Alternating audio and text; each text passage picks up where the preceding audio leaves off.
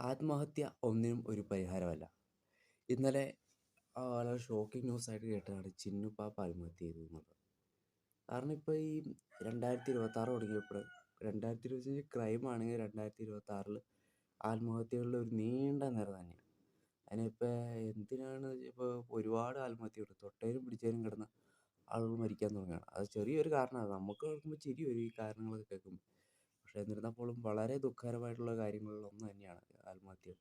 അതിൽ ഏറ്റവും ഇപ്പോൾ ഒടുവിലത്തെ ഇരയായിട്ടാണ് ഈ ഇൻഫ്ലുവൻസറായ ചിന്നു പാപ്പു. ഈ ചിന്നു പാപ്പു എന്ന് പറയുമ്പോൾ ഞാൻ പണ്ട് ടിക്ടോക്ക് കാലഘട്ടങ്ങളാണ്. നമുക്ക് ടിക്ടോക്കിലൊക്കെ നമ്മൾക്ക് വീഡിയോ ചെയ്തുകൊണ്ട് ലൈക്കൊക്കെ കുറവായിരിക്കും. പക്ഷേ എന്നാൽ ലൈക്കുള്ള ആളുകൾക്കൊക്കെ പ്രത്യേകിച്ച് അറിയാൻ പറ്റും ഇന്ന ആൾക്കാരാണെന്ന്. ഒരു സിനിമ തുല്യം ഫേമസ് ആയതാണ് ടിക്ടോക്കിലുള്ള ആൾക്കാരൊക്കെ. അങ്ങനെ നോക്കിയപ്പോൾ ഒരാളായിരുന്നു ഈ ചിന്നു പാപ്പു എന്നുള്ളത്. വളരെ നല്ല ക്യൂട്ട്നെസ് ആയിട്ട് വീഡിയോ ഇടുന്ന നല്ലൊരു കുട്ടി, നല്ല എപ്പോഴും ചിരിച്ചുകൊണ്ടിരിക്കുന്ന ആ കുട്ടി, ചിരിച്ച് വീഡിയോ ചെയ്യുന്ന കുട്ടി. പിന്നെ ആ ടിക്ടോക്കൊക്കെ കഴിഞ്ഞു. പിന്നെ ആ ടിക്ടോക്ക് കാലഘട്ടങ്ങളിലാണ് ചിന്നു പാപ്പു വിവാഹിതയാകുന്നത്. വിവാഹിതയായി കഴിഞ്ഞ് ഇവർ ഇൻസ്റ്റാഗ്രാമിൽ പിന്നെ 2 വീഡിയോകൾ പിന്നെയാണ് അവരെക്കുറിച്ച് അറിവില്ലായിരുന്നു. എൻ്റെ ഇൻസ്റ്റാ അക്കൗണ്ട് പോയി കൊണ്ടൊക്കെ എടുത്തപ്പോഴും ഇവരെക്കുറിച്ച് ഈ ചിന്നു പാപ്പുവിനെ കുറിച്ച് വേറെ അറിവൊന്നും. അപ്പോൾ ഇന്നലെയാണ് ഈ ഒരു വാർത്ത കണ്ടത്. ഞാൻ ഓർത്ത് ആ ടിക്ടോക്കിലുള്ള കുട്ടിയാണെന്ന് വെച്ച് യൂട്യൂബിൽ സെർച്ച് ചെയ്ത് നോക്കിയപ്പോൾ അത് തന്നെ ടിക്ടോക്കിലുള്ള അതേ കുട്ടി തന്നെയാണ് ചിന്നു പാപ്പു എന്നുള്ളത്. അന്നേരം ഈ ഹസ്ബൻഡിനെ കാണാനില്ല. പിന്നീടാണ് കൂടുതൽ ഈ ആത്മഹത്യ കഴിഞ്ഞ് കഴിഞ്ഞപ്പോഴാണ് പുള്ളിക്കാരത്തി ജീവിതത്തിൽ നടക്കുന്ന കാര്യങ്ങളൊക്കെ അറിഞ്ഞു തുടങ്ങിയത്. സത്യം പറഞ്ഞാൽ ഇപ്പോഴാണ് അവർ അറിഞ്ഞു തുടങ്ങിയത്. വളരെ സ്നേഹത്തോടെ കൂടിയിരുന്ന ഒരു ഭർത്താവിനെയാണ്, വിഷ്ണു എങ്ങാണ്ടാന്ന് പേരുന്നു. പക്ഷെ അവനാണ് 1 വർഷമായിട്ട് ഡൈവോഴ്സായി വേറൊരു പെൺകുട്ടിയുടെ കൂടെ പോയി എന്നൊക്കെയാണ് വാർത്തകളൊക്കെ വന്നത്. പക്ഷേ എന്താണ് അതൊന്നും അല്ല കാരണം. ഇപ്പോൾ കാരണം എന്ന് പറഞ്ഞു കഴിഞ്ഞാൽ പുതിയൊരു ബന്ധം തുടങ്ങിയിരുന്നു. അതായത് ഈ വർഷം പുതിയൊരു ആളുമായിട്ട് അടുപ്പമായിരുന്നു. അയാളുമായിട്ട് എന്തോ തർക്കം കാരണമാണ് വാടക വീട്ടിൽ ആത്മഹത്യ ചെയ്തത്. 2 ലക്ഷത്തിലധികം ഫോളോവേഴ്സ് ഉള്ളതാണ് ചിന്നു പാപ്പു എന്നുള്ള ഒരു അടുത്ത. പക്ഷേ വളരെ ദുഃഖകരമായ കാര്യം തന്നെയാണ്. എന്തായിരിക്കാം ഈ ഒരു ഇൻഫ്ലുവൻസ്, 2 ലക്ഷത്തിലധികം ഇൻഫ്ലുവൻസ്, എപ്പോഴും ചിരിച്ചുകൊണ്ടിരിക്കുന്ന ആ കുട്ടി എന്തായിരിക്കും ആത്മഹത്യക്കുള്ളത് കാരണം? പുതിയ ഫ്രണ്ടുമായിട്ടുള്ള തർക്കം മൂലമാണെന്നാണ് പറയുന്നത്. നമുക്ക് എന്തായാലും ആ ന്യൂസ് കണ്ടിട്ട് വരാം. ചിന്നു ജീവനൊടുക്കിയത് ആൺ സുഹൃത്തുമായുള്ള തർക്കത്തിന് പിന്നാലെയാണെന്നാണ് കുടുംബത്തിന്റെ ആരോപണം. യുവാവിന്റെ മൊഴി പോലീസ് രേഖപ്പെടുത്തിയേക്കും ഇന്നലെയാണ് ചിന്നുവിനെ വാടക വീട്ടിൽ മരിച്ച നിലയിൽ കണ്ടെത്തിയത്. ഷഹദ് റഹ്മാനുടെ വിശദാംശങ്ങൾ നൽകാൻ ഷഹദ്. കുടുംബം ആരോപിക്കുന്നത് ആൺ സുഹൃത്തുമായി ബന്ധപ്പെട്ട തർക്കമാണ് മരണത്തിലേക്ക് നയിച്ചത് എന്നുള്ളതാണ്, ആത്മഹത്യയിലേക്ക് നയിച്ചത് എന്നുള്ളതാണ്. ഇതുവരെ വന്ന വ്യക്തത എന്തൊക്കെയാണ്? പോലീസ് എന്താണ് ഇക്കാര്യത്തിൽ പറയുന്നത്? ഇതിൽ ആദ്യം തന്നെ പറയേണ്ടത്, കാരണം ആത്മഹത്യ ഒന്നിനും ഒരു പരിഹാരമല്ല. ചിന്നു പാപ്പുവിനെ സംബന്ധിച്ചിടത്തോളം സോഷ്യൽ മീഡിയയിൽ ഒരുപാട് ഫോളോവേഴ്സ് ഉള്ള ഒരു താരമാണ്, ഇൻഫ്ലുവൻസറാണ്. രേഷ്മ എന്നുള്ളതാണ് റിയൽ നെയിം. പക്ഷേ ചിന്നു പാപ്പു എന്ന പേരിലാണ് അറിയപ്പെടുന്നത്. ഈ ചിന്നു പാപ്പു ഇന്നലെയാണ്, കഴിഞ്ഞ ദിവസമാണ് ആത്മഹത്യ ചെയ്തിട്ടുണ്ടായിരുന്നത്. ആദ്യഘട്ടത്തിൽ പുറത്തു വന്ന വാർത്തകൾ എന്ന് പറയുന്നത് കുടുംബ പ്രശ്നമാണ് ഈ ആത്മഹത്യയിലേക്ക് നയിച്ചത് എന്നുള്ളതാണ്. എന്നാൽ പിന്നീട് കുടുംബം തന്നെ ഈ ആരോപണം തള്ളി രംഗത്ത് വരുന്ന ഒരു സാഹചര്യം ഉണ്ടായി. കാരണം ചിന്നു പാപ്പു കഴിഞ്ഞ 1 വർഷത്തിലേറെയായി ഡിവോഴ്സാണ്, വിവാഹബന്ധം വേർപ്പെടുത്തി താമസിച്ച് സെപ്പറേറ്റ് ആയിട്ട് ഒരു വാടക ക്വാർട്ടേഴ്സിൽ താമസിക്കുകയാണ്. ഇതിനിടയിൽ ഒരു യുവാവുമായി ഈ യുവതി അടുപ്പത്തിലാവുകയും ചെയ്തിട്ടുണ്ടായിരുന്നു. ഇയാളുമായിട്ടുള്ള ചില തർക്കങ്ങളാണ് ഈ ആത്മഹത്യയിലേക്ക് നയിച്ചത് എന്ന ഒരു ആരോപണമാണ് നിലവിൽ എന്തായാലും കുടുംബം മുന്നോട്ട് വെക്കുന്നത്.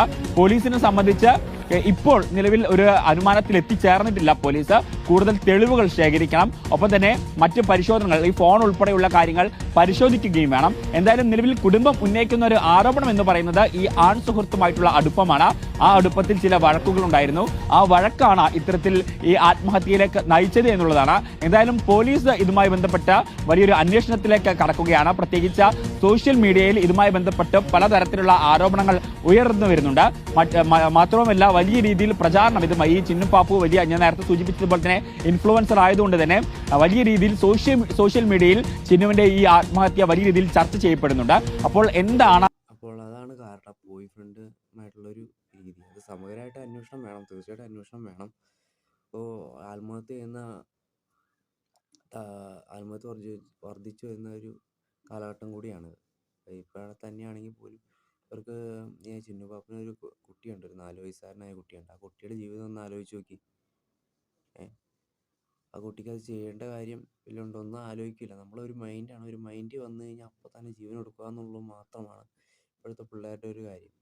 ഇതിന് മുമ്പ് ഒരു വീഡിയോ ഞാൻ ചെയ്തിട്ടുണ്ട്. ഇതുപോലെ സംഭവങ്ങളൊക്കെ തന്നെയാണ്. ഭയങ്കര ടോക്സിക് കാരണം ആത്മഹത്യ ചെയ്തു.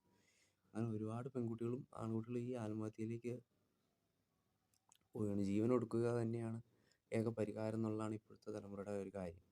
എന്നിരുന്നാൽ പോലും അത് സമഗ്രമായ അന്വേഷണം വേണം. ഇപ്പോൾ ഒരു രീതി ആ ഒരു കുട്ടിയുടെ കാര്യം ആലോചിച്ച് നോക്കി. 4 വയസ്സുകാരനാണ്. 4 വയസ്സാണ്. കല്യാണം ഡൈവോഴ്സായിട്ട് 1 വർഷമായിരുന്നു. കാരണം ഇവരൊക്കെ നല്ല രീതിയിലേക്ക് നമുക്ക് ഈ ചിരിച്ച് കളിച്ചിരിക്കുന്ന ആൾക്കാരുടെയൊക്കെ ഉള്ളിലുള്ള വിഷമം നമുക്ക് മനസ്സിലാവും. എപ്പോഴും ആ കുട്ടി ഒരു വീഡിയോയിൽ ചിരിച്ചുകൊണ്ട് കളിച്ചുകൊണ്ടിരിക്കുന്നത് ചിന്നുപാപ്പു എന്നുള്ള ആ വീഡിയോ ടിക്ടോക്കിൽ കണ്ട് അധികം വീഡിയോസ് ടിക്ടോക്കിലാണ് ഞാൻ കണ്ടിട്ടുള്ളത്. അത് വളരെ ചിരിച്ചുകൊണ്ടൊക്കെ ഇരുന്ന്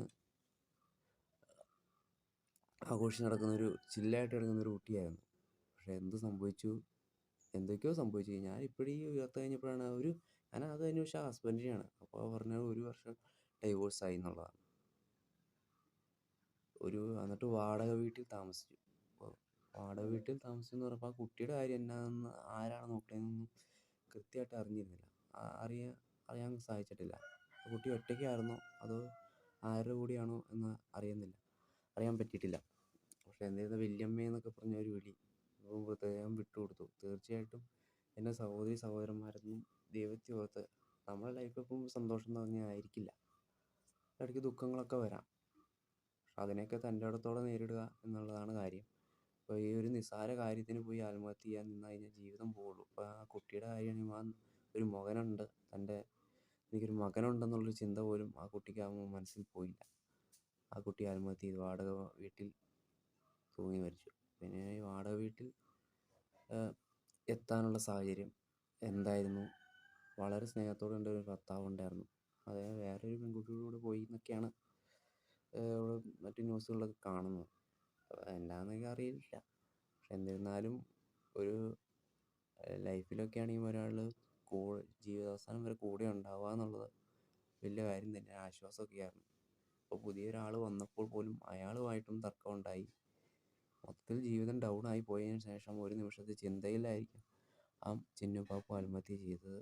തീർച്ചയായിട്ടും സഹോദരിക്ക് ആദരാഞ്ജലികൾ. ആരും ഇനി ഇങ്ങനെയൊന്നും ചെയ്യാണ്ടിരിക്കുക. എന്നിരുന്നാലും പോലീസ് പറഞ്ഞ പോലെ സമഗ്രമായ അന്വേഷണം അത് ആവശ്യം തന്നെയാണ്. അത് തൂങ്ങി മരണമാണോ എന്നുള്ളത് ശരിക്കും ഒന്ന് അന്വേഷിക്കേണ്ടത് കാരണം തന്നെയാണ്.